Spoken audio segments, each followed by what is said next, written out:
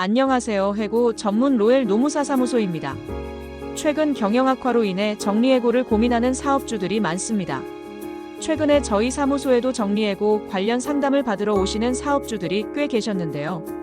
오늘은 정리해고의 법적 요건에 대해서 알아보는 시간을 갖도록 하겠습니다. 통상적으로 정리해고라고 불리는 경영상 해고는 경제적, 산업, 구조적, 기술적 성격의 기인한 기업 합리화 계획에 따라 근로자의 인원수를 줄이거나 인원 구성을 바꾸기 위해 행하는 해고를 의미합니다. 이러한 경영상 해고는 통상 해고나 징계 해고와는 달리 근로자에게 직접적인 귀책 사유가 없음에도 사용자 측의 경영 사정으로 인해 행해진다는 특징이 있습니다. 흔히들 정리해고라고 하면 회사 사정이 어렵다는 이유로 근로자를 자유롭게 해고할 수 있는 것으로 오인하시는 사업주들이 생각보다 많습니다.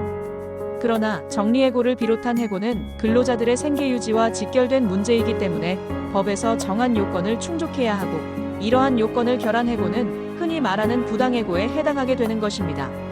만약 법에서 정한 요건을 충족하지 않아 부당해고에 해당하는 경우 해당 기간 동안의 임금을 소급해서 지급하고 해당 근로자들을 원직복직시켜야 합니다. 그렇다면 법에서 정하고 있는 정리해고의 요건은 무엇일까요? 첫 번째는 긴박한 경영상 필요성입니다. 즉, 해고를 할 정도로 경영상 사정이 악화되었다는 등의 긴박한 경영상 필요성이 존재해야 정리해고를 하는 것이 가능합니다.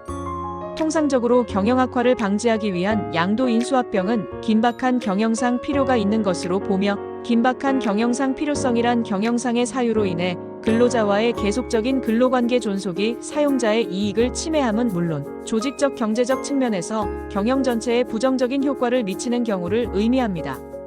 과거 대법원은 긴박한 경영상 필요성에 대해 근로자를 해고하지 않으면 기업이 도산할 정도를 의미하는 것으로 보았으나 현재는 작업 형태 변경, 신기술 도입, 기술 혁신에 따라 생기는 산업의 구조적 변화 등 객관적으로 보아 인원 삭감에 합리성이 있다고 인정되는 경우와 나아가 장래에 올 수도 있는 위기에 미리 대처하기 위해 인원 삭감이 필요하여 객관적으로 인원 삭감이 합리적이라고 인정되는 경우에도 긴박한 경영상 필요성이 인정된다고 보아 과거보다 기준이 완화된 태도를 보이고 있습니다.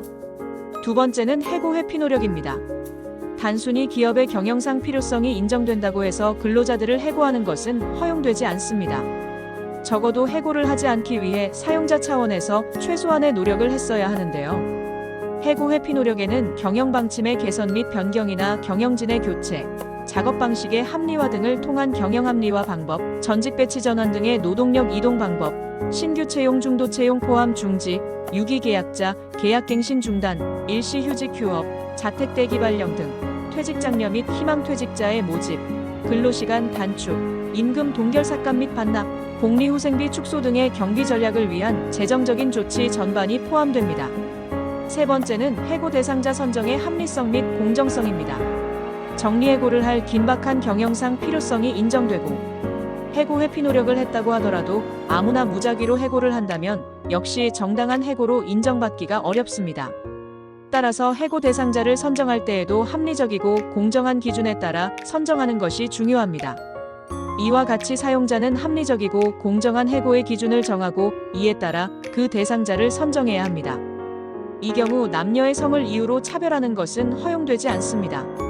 해고 대상자 선정 기준은 만약 단체 협약 및 취업 규칙 등에 정해져 있는 경우라면 그 기준이 사회 통념상 합리성이 인정되는 한 그에 따르면 되겠지만 만약 그러한 기준이 세부적으로 명시가 되어 있지 않거나 기준이 없는 사업장의 경우 근로자의 건강 상태, 부양 의무 유무, 재취업 가능성 등 근로자 측의 사정과 업무 능력 및 근무 사정, 징계 전력, 임금 수준 등 사용자의 경영 사정 등을 적절히 조화시켜 객관적으로 합리적이고 공정한 기준을 설정하는 절차가 필요합니다.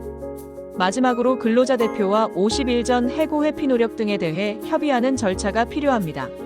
사용자는 해고를 피하기 위한 방법과 해고의 기준 등에 관해 그 사업 또는 사업장의 근로자 대표에게 해고를 하려는 날의 50일 전까지 통보하고 성실하게 협의를 해야 합니다. 이때 근로자 대표 선정에 있어 만약 근로자 과반수로 조직된 노동조합이 있는 경우라면 해당 사업장의 근로자 대표는 노동조합의 대표자 또는 노동조합으로부터 대표권을 위임받은 자입니다. 반면 노동조합이 없거나 노동조합이 있더라도 과반수 노조가 아닌 경우에는 근로자 과반수를 대표하는 자를 선출하여 근로자 대표를 선임하여야 합니다. 근로자 대표 선출 방법에 대해서는 법에서 특별히 정한 규정이 없기 때문에 근로자 대표를 선출한다는 것을 근로자들에게 주지시킨 상태에서 근로자의 자유로운 의사에 따라 선출하면 됩니다. 따라서 반드시 투표를 하지 않아도 되고 1인 대표는 물론 복수의 근로자 대표를 선출하는 것도 가능합니다. 근로자 대표와 협의하는 경우 경영상 해고에 이르게 된 경위, 기업 경영 현황, 경영상 해고의 필요성, 해고 회피 조치, 경영상 해고 대상자의 수와 범위, 선별 기준, 해고 절차, 해고자에 대한 보호 조치 보상 내용, 재고용 등 경영상 해고의 전반에 관하여 협의하시는 것이 바람직합니다.